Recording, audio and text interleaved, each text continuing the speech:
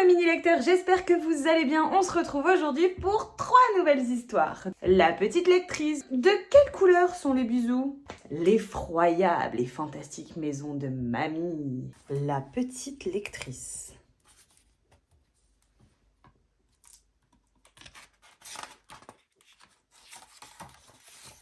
Il était une fois une petite princesse très intelligente. Elle passait ses journées enfermée dans sa tour à dévorer des livres. Dès que ses parents lui criaient « Petite princesse, viens manger !» elle répondait « Non merci, je n'ai pas faim, il me reste des livres à dévorer. » Ses parents, le roi et la reine, se lamentaient. Notre petite princesse passe ses journées enfermée dans sa tour. Qu'adviendra-t-il quand nous serons trop vieux pour gouverner le royaume? Disait sa mère. Et si on lui présentait un chevalier? Ajoutait son père. Mais dès qu'un chevalier frappait à la porte de sa tour et lui disait « Je suis venu vous sauver, petite princesse !» elle répondait « Non merci, je peux me débrouiller toute seule. »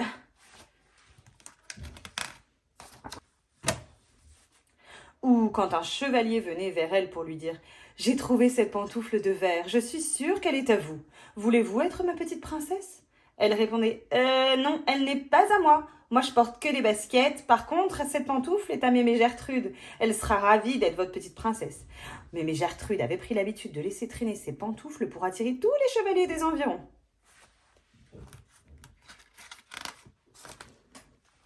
Parfois la nuit, alors que la petite princesse lisait un livre de science-fiction hyper passionnant grâce à sa lampe frontale, elle entendait un bruit suspect dans sa chambre. « Encore un chevalier !» soupirait-elle.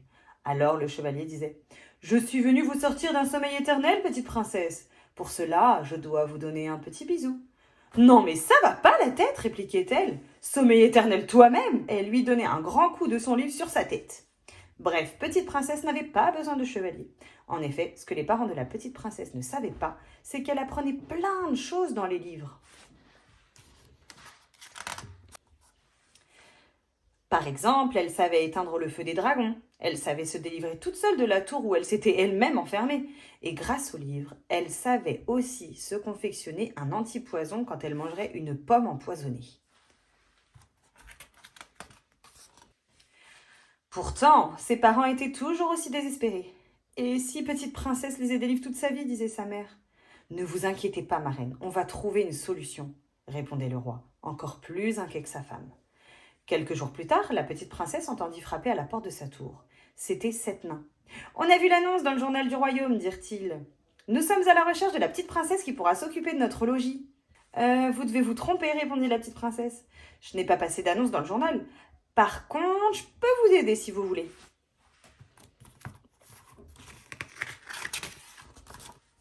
Alors la petite princesse construisit pour les 7 nains un robot aspirateur, serpillière, laveur de vitres, lave-vaisselle, lave-linge, sèche-linge, cuiseur, vapeur, tondeuse. Ainsi, les 7 nains pourraient rentrer du boulot l'esprit tranquille et toutes les petites princesses du monde pourraient désormais lire sans être dérangées. Cette fois-ci, le roi et la reine, qui n'entrevoyaient plus de solution, cédèrent totalement à la panique. « On peut dire adieu à notre retraite, disait la reine. « Oh, m'en parle pas, répond le roi. Mais un jour qu'elle lisait tranquillement un livre, la tour de la petite princesse se mit à trembler. Boum, boum, boum. Ses livres tombaient un à un des étagères de sa bibliothèque. « C'est quoi ce boucan ?» dit petite princesse. « On ne peut vraiment pas lire tranquille dans ce château. » Elle alla à la fenêtre de sa tour et elle vit un monstre qui se rapprochait du château. Il était grand comme 2 arbres et son corps était recouvert de poils hirsutes. Il avait 6 yeux et ses dents étaient longues et acérées. « Au secours !» criaient les villageois qui couraient en toussant s'affoler. En effet, le monstre écrasait tout sur son passage. Oh, « Sapristi !» se dit petite princesse. « Il ne me restait plus que quelques pages à lire et j'avais terminé mon livre. Ce n'est pas un monstre qui va m'empêcher de connaître la fin de mon histoire. » Alors la petite princesse prit les plus gros livres qu'elle put et elle les jeta à la tête du monstre qui se mit à crier « Aïe, ouille, mais ça fait mal !» Pendant que le monstre frottait les bosses que lui avaient faites les livres, la petite princesse ouvrit vite son encyclopédie. Son livre, c'est sûr, lui dirait comment se débarrasser d'un monstre à 6 yeux. Monstre à 6 yeux, monstre à 6 yeux... Oh, c'est bon, j'ai trouvé. Elle prit plusieurs livres de sa bibliothèque et se mit à dévaler les escaliers de sa tour pour aller à la rencontre du monstre. Une fois à ses pieds, elle ouvrit tous les livres qu'elle avait choisis. « Oh, les belles images !» s'exclama le monstre. Mais comme il avait 6 yeux, il ne sut plus où regarder. Toutes ces images, ça lui donnait le tournis et mal à la tête. Ainsi, il tomba à terre. « Vive la princesse! Elle nous a sauvés !» criaient déjà les villageois. La petite princesse s'apprêtait en effet à achever totalement le monstre quand elle l'entendit pleurer. « Ça me rappelle quand ma maman me lisait des histoires. J'adore les histoires, mais personne ne veut m'en lire, » sanglotait-il. « Moi, je peux t'en lire si tu veux, » répondit la petite princesse. « Avec plaisir, » s'exclama le monstre. Mais la petite princesse fit bien plus que de lui raconter des histoires. Elle lui apprit à lire, si bien que le monstre, tout affairé à ses lectures, n'avait plus le temps de faire le méchant. Grâce à ses 6 yeux, il pouvait même lire 3 livres en même temps, ce qui rendait la petite princesse, disons-le franchement, un petit peu jalouse. Le roi et la reine étaient soulagés par l'avenir de leur royaume. « Rendre un monstre à 6 yeux gentil, ce n'est pas rien, » disait la reine. « Oui, ce n'est pas trop mal, » répondait le roi. Tout ça donna une sacrée idée à la petite princesse. « Puisque les livres peuvent rendre les monstres gentils, pourquoi ne pas créer une bibliothèque ambulante qui ramènerait totalement la paix dans le royaume ?» se disait-elle. Elle exposa son idée à ses parents qui furent très sceptiques. « On n'est pas sorti de l'auberge, » soupirèrent-ils. Peu importe, la petite princesse avait déjà préparé son biblio-cheval. Ainsi, elle commença à parcourir le monde à la recherche de super méchants. Et dès qu'elle en trouvait un, elle lui proposait le livre qui lui correspondait le plus. Ainsi, elle offrait des romans d'amour aux méchants en mal d'amour et des romans d'aventure aux méchants en mal d'aventure. Elle offrait aussi des livres de cuisine aux méchants en mal de bons petits plats. La paix régnait enfin totalement sur le royaume. Le roi et la reine étaient plus fiers que jamais de leur fille. « Je te l'avais bien dit qu'elle ferait une excellente princesse, » disait sa mère. « Oui, nous avons toujours cru en elle, » répondait le roi. C'est ainsi que la petite princesse, ayant débarrassé le royaume de tous ces monstres et super méchants, put enfin dévorer des livres en toute tranquillité. « Ah, enfin un peu de temps pour lire, » soupira-t-elle, quand, soudain... Toc, toc, toc.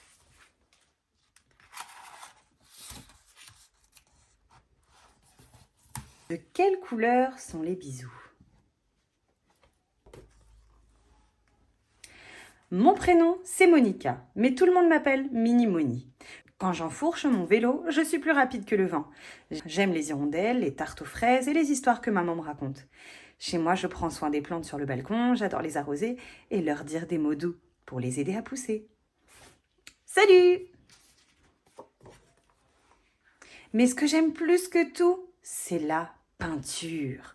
Je crée 1 million de choses avec mes pinceaux. Je sais peindre les coccinelles rouges, le ciel bleu, les bananes jaunes. J'ai même déjà peint des fusées, des pingouins, des gorilles. Mais je n'ai jamais peint de bisous. C'est de quelle couleur un bisou?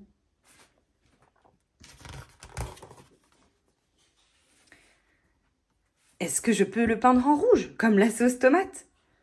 Non, franchement non. Il paraît que le rouge est la couleur de la colère. Et on ne fait pas de bisous quand on est furieux. Vert alors, j'aime bien la couleur des crocodiles. Ils sont trop mignons en plus. Mais j'aime pas trop les légumes, surtout ceux qui sont verts. Comme les brocolis, les épinards, et même pas les petits pois. Bon, les artichauts, ça va, mais pas trop trop.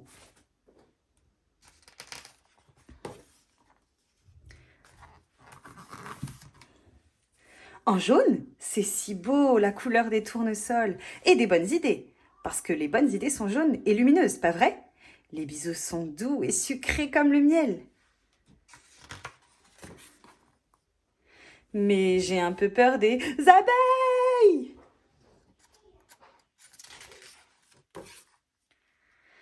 Faut-il les peindre en brun? Les bisous sont si délicieux comme le chocolat, magique comme la forêt d'automne. Mais...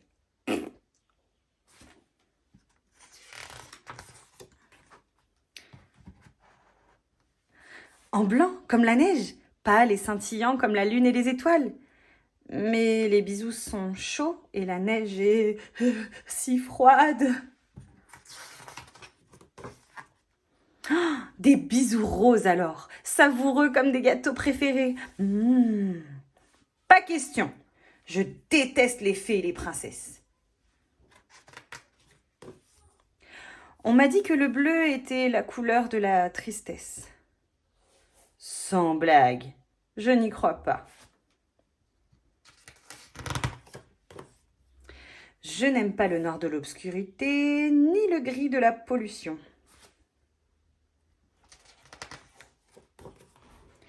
Mais j'adore les éléphants, les rhinos, les hippos et les moutons noirs. Ils sont rigolos comme certains bisous. Minimouni est totalement perdue. Maman, tu sais de quelle couleur sont les bisous?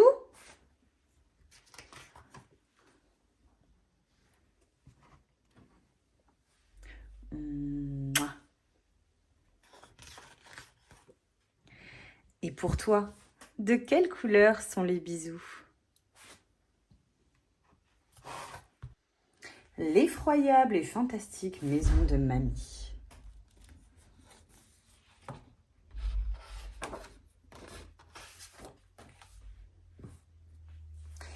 Une fois par mois, je rends visite à ma mamie.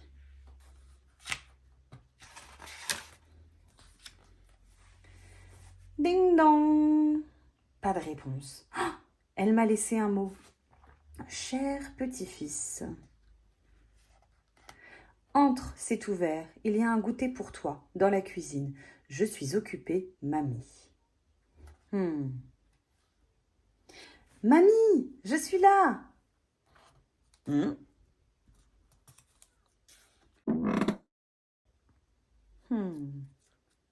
Drôle de maison. Mon goûter préféré. Oh, avec beaucoup de cacao, comme j'aime. J'ai encore un petit creux. Regardons ce qu'il y a dans le frigo. Oh. Maintenant, j'ai soif.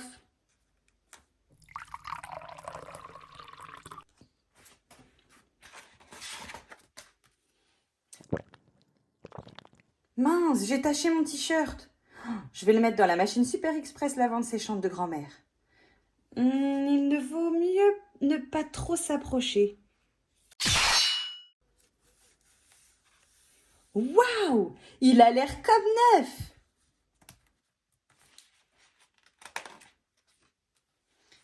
Il a un petit peu rétréci au lavage. Ouch! Satanée trappe. Je vais jeter un œil à la cave.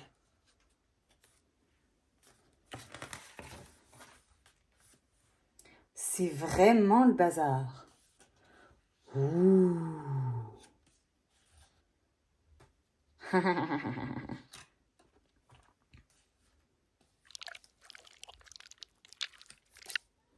Et qui se cache ici?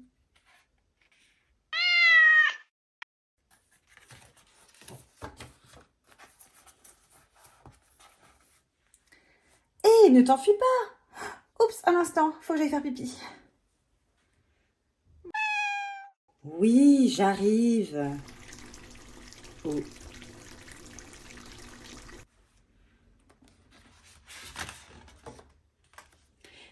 Mais attends-moi! Oh, le soleil va bientôt se coucher, je ferais mieux de me dépêcher.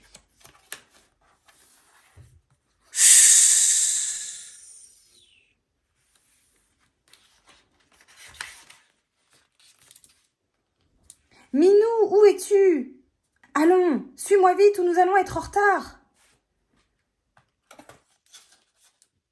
Il n'est pas là. Là. Non. Trouvé.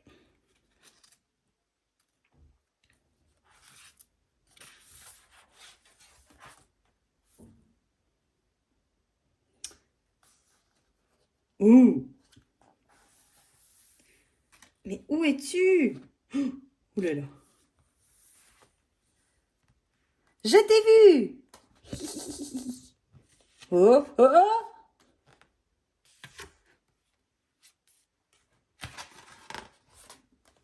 Dépêchons-nous, sinon mamie va nous disputer. Hop! Ceinture bouclée, phare allumé, demi-tour et... Sésame, ouvre-toi.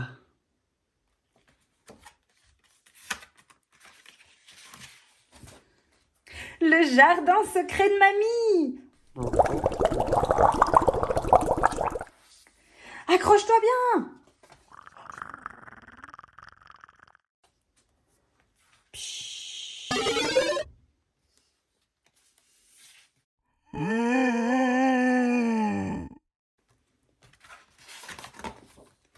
Mamie! Puis-je savoir pourquoi tu as mis autant de temps? Allez, viens, il est l'heure.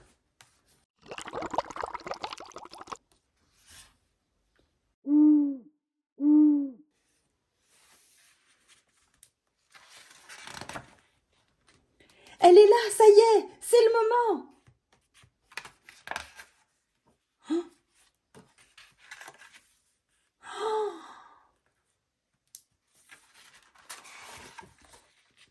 Comme à chaque nuit de pleine lune, mamie et moi, nous nous envolerons sur son balai.